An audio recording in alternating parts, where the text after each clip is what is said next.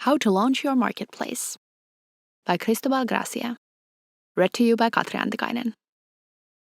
This chapter of the practical guide helps you find your first marketplace customers and plan your marketplace launch. It shares strategies that bring demand to your freshly opened marketplace platform. Find the full guide at sharetribe.com/academy/guide. It is time to put your marketplace to its first true test. Can you facilitate transactions between your customers and providers? Does your marketplace actually provide value for users? As was stressed in a previous chapter, you need to reach liquidity. Marketplace expert Simon Rothman puts it in this way. On the customer side, liquidity can simply be defined as the probability of finding what you're looking for. High liquidity for customers is more important than having a huge customer base. In other words, it is better to have fewer customers who have their needs met rather than a large group who do not. Similarly to when you were first building supply, you should focus on quality over quantity when acquiring your first customers. In this chapter, we are going to discuss different strategies for building your initial customer base and facilitating transactions between them and your providers. How to find customers before your marketplace launch. While your providers should be the first ones to get access to your platform, this does not mean you shouldn't also be talking to your potential users from the very beginning. Creating a simple email list to collect subscribers is a good idea. This strategy worked well for the graphic design marketplace Creative Market. As co-founder Aaron Epstein explains, they set up a simple landing page to collect email addresses a few months before they actually opened up the marketplace. They even used the initial list to convince providers to join by telling them they already had lots of interested people. How should such a list be built? Simply setting up a landing page with a sign-up form is not enough. To get people to actually visit the site, you need to do some initial marketing. The strategies for finding your first customers are very similar to the ones for finding your first providers. You first need to understand who your potential early adopter customers are and where they hang out, both online and offline. You can then think of the best ways to reach out to them. We will cover the most common strategies here. 1. Tap into existing communities. Your target customers may already be using a Facebook group or a bulletin board to communicate. You should join the group and start participating in the discussions. Gradually, you can start mentioning your marketplace concept and asking for feedback. If you manage to attract some interest, direct them to your landing page to sign up for your email list. For many marketplaces, university students are good initial target audiences. Student groups already have existing communication channels that you may be able to tap into. When Juho Makkonen, CEO of ShareTribe, was launching a marketplace for students of the University of Helsinki in 2012, he contacted each student association separately and pitched them to advertise their site on their mailing lists. As a result, the marketplace got lots of initial traction, which enabled the marketplace to become liquid. Another similar campus launch was for the Aalto University marketplace in 2009. Juho managed to make signing up to the marketplace an exercise for a Computer Science 101 class that was mandatory for all freshmen. This was the only marketing effort that was required to get the site going. I encourage you to try to be creative when thinking about what channels you could use. You might find some surprising opportunities. You should also think about who the major influencers of your target customers are. Are they active bloggers? Contact them and try to make them your early ambassadors. This strategy worked well for Chicfy, a Spanish peer-to-peer marketplace that lets girls buy and sell fashion. They convinced 10 well-known fashion bloggers to become their first providers and advertise the site to their audiences. In some cases, your target audience might convene offline instead of online. You need to go where the people are. Perhaps they host a monthly meetup, in which case you should attend with flyers in hand. The offline approach does not scale very well, but gives you the opportunity to meet people face-to-face, which can turn them into dedicated supporters. As Airbnb's CEO, Brian Chesky notes, Airbnb has used the offline strategy efficiently whenever they move to a new city. Rebecca Rosenfeld, product manager at Airbnb, explains how they would build teams of 2 to 3 people in each city and start talking to the community. They held parties, attended local events, and distributed flyers. 2. Start building your own community. If no existing community exists, you can start building your own. Again, it is important to understand who your target customers are and how they spend their days.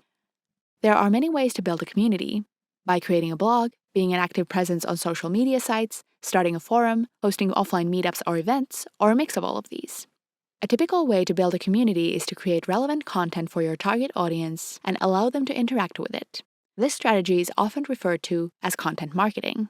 The most common way to get started is with a blog. A good rule of thumb is that your content should aim to solve the same problem for your users as your product. For example, if you're building a marketplace for gardening professionals, you could attract customers with a free gardening tips blog.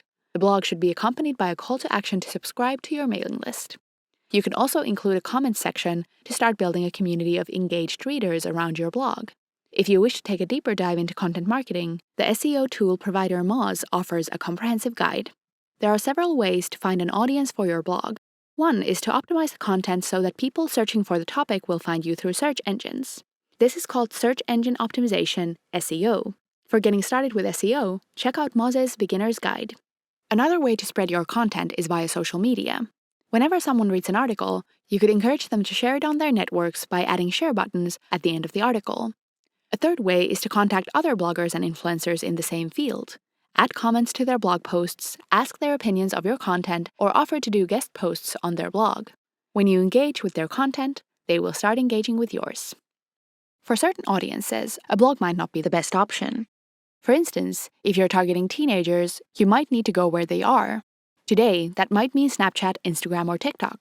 Tomorrow, it is probably already something different. Starting a local meetup group can also be a good way to build your initial community. This is likely the way to find your most loyal supporters, who will in turn refer your site to all their friends. After you have seeded your marketplace and built the initial list of interested customers, you should be ready to let the first ones in to launch. In reality, there are two separate launches: the launch of your product and a marketing launch. How to do a product launch. It's common for entrepreneurs to focus on their launch date and feel that it is really important to launch with a bang. However, this is not always the case. As lean startup guru Eric Ries writes, "Here's a common question I get from startups, especially in the early stages. When should we launch? My answer is almost always the same: don't." As Ries explains, while there are some benefits to a big marketing launch, it can result in more problems than upsides, especially if you have not yet validated your concept thoroughly. Your positioning might be off, and you end up spending time and money acquiring a large number of the wrong customers. Or, if your transaction flow is not yet optimal, your providers might become disappointed when they are not making enough sales. Instead of a big bang launch, Ries gives a simple but important tip. Don't combine your product launch with a marketing launch. Instead, do your product launch first. What this means is that your marketplace should be open to the public for some time before you start promoting it widely. A good way to do a product launch is to open up your marketplace platform, but only tell a small number of people about it. You should pick the most enthusiastic early adopters from your mailing list. Like with your first providers, you can play the exclusivity card here as well. Tell the people that they are among the selected few that get to test your platform. You can also offer a discount and ask for feedback in return.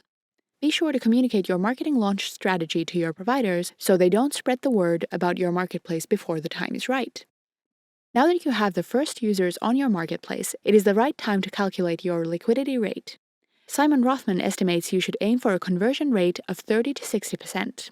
If 50 people visit your site but there are no transactions, you should contact those 50 people, which is why it is important to know who they are, and ask why they did not make any transactions.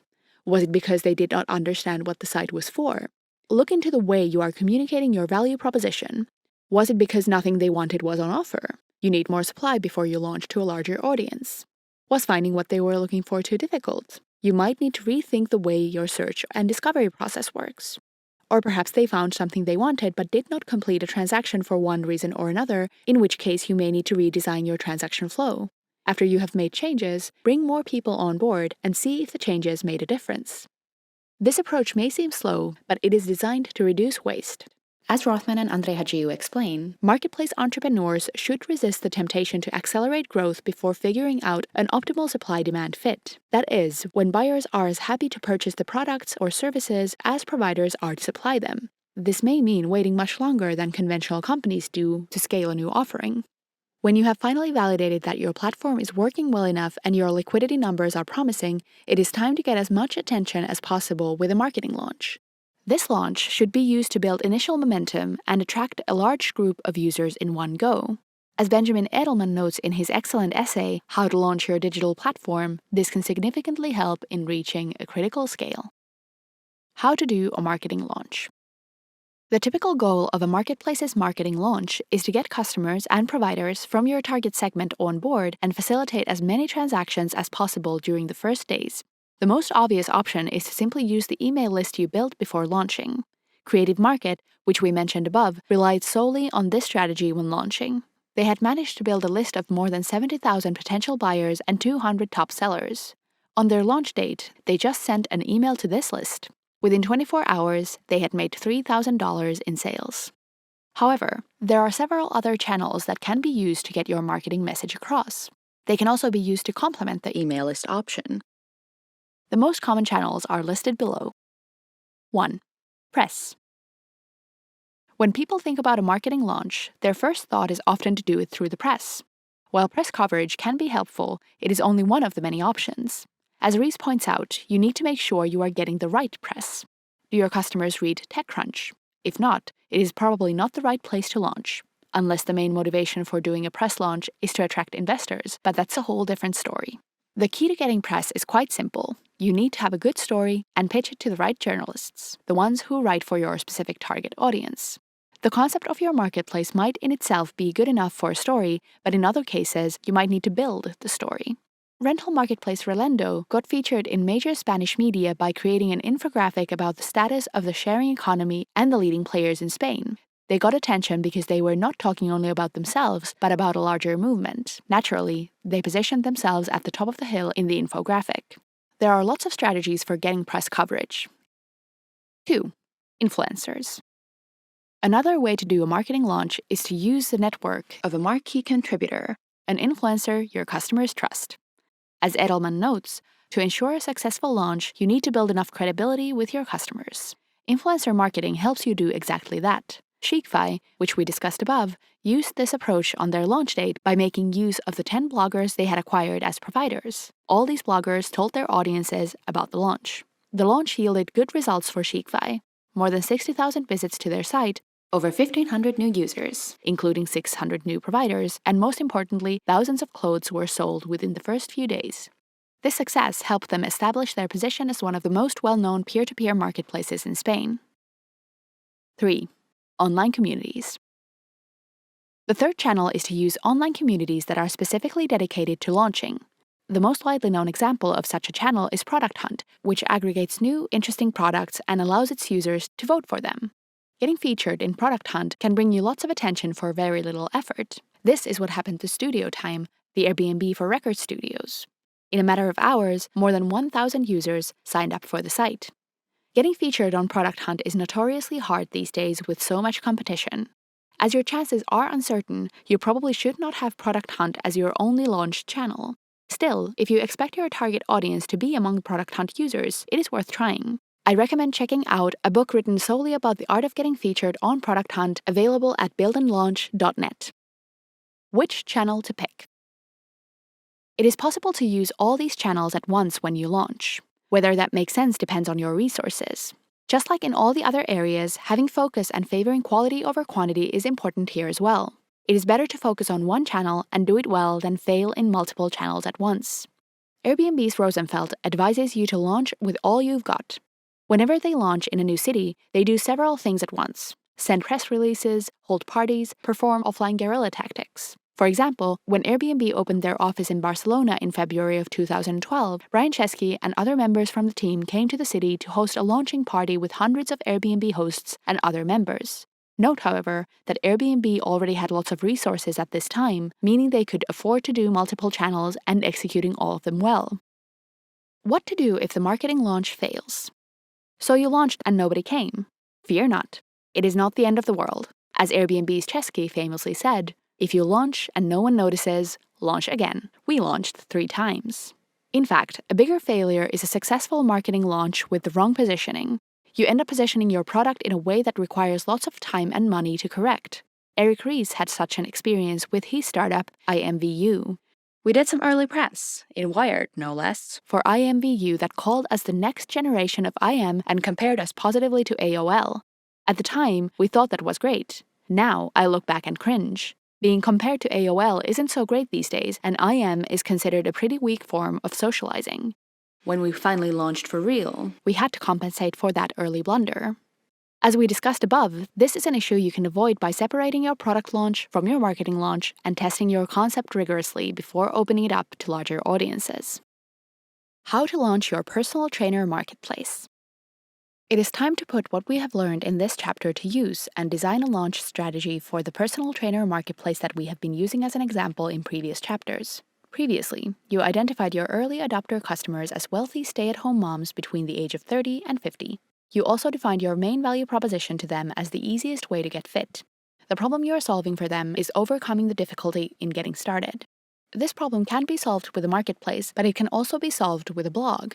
Thus, you start a blog that offers easy training tips for people who want to get fit. You identified the most important keywords and target your posts accordingly. You also work together with the fitness blogger you struck a partnership with by offering to write a guest post on her blog and ask her to write one for you as well. On your blog, you create a call to action for people to subscribe to your mailing list. After you have onboarded the first trainers and had some initial traction with your blog, it is time to launch the product to a small number of customers. You decide to send an email to 100 people on your email list and tell them they are getting exclusive access to the early beta of your site. You give all of them a personal access code to the site and promise them a 50% discount on their first booking. You closely track how many of these people end up visiting your site and make bookings. If you do not get enough visitors, you probably want to have at least a few hundred to get statistically significant results. You email more people until you have a sufficient number. You contact some of them to ask them about their experience. Based on the insights from these discussions, you make a few adjustments to your filters and change the wording of your landing page slightly. After some initial testing, you conclude that the initial traction seems promising. Every third visitor ends up making a booking on your site. You decide it's time to release the site to a bigger audience. As you are only launching in one city, you do not really care about reaching national newspapers.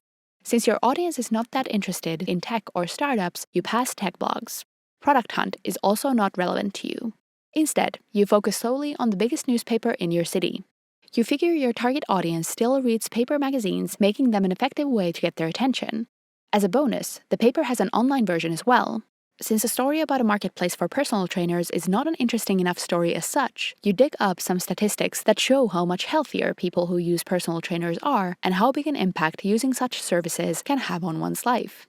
You accompany the story with a simple infographic. You manage to pitch the story to a reporter who you know through a friend, and they promise to write a story where your site is mentioned. You also take advantage of the partnership you made with a local gym. Together you decide that everyone who books one of the gym's trainers through the site gets a 50% discount off their first booking, and the provider does not have to pay your fees from the booking. The gym also promises to send an email newsletter to its membership about your launch and put up a poster on their notice board. You strike a similar deal with your fitness blogger partner. On the launch date, the following things happen.